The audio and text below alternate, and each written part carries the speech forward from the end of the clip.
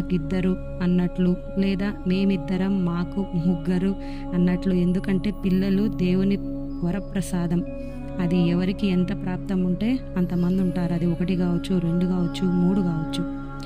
బాధ్యత గల తల్లిదండ్రులుగా మీరు వేసే బంగారు పునాది రేపు మీ పిల్లల బంగారు భవిష్యత్తుకు దారి చూపిన వారవుతారు.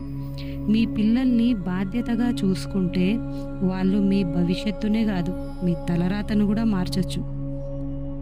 మీ కోపాలు, పగలు, అక్రమ సంబంధాలు అన్నిటినీ పక్కన పెట్టి బాధ్యత గల తల్లిదండ్రులుగా మారండి. అది మీ కుటుంబానికే కాదు, సమాజానికి ఎంతో మంచి పని చేస్తుంది. ఇక ఈరోజు వీడియోలోకి వస్తే, తల్లిదండ్రులే పంచభూతాలని నమ్మి వారి చుట్టూ ప్రదక్షిణలు చేస్తే బ్రహ్మాండాన్ని చుట్టి వచ్చినట్టే అని గట్టిగా నమ్మిన మన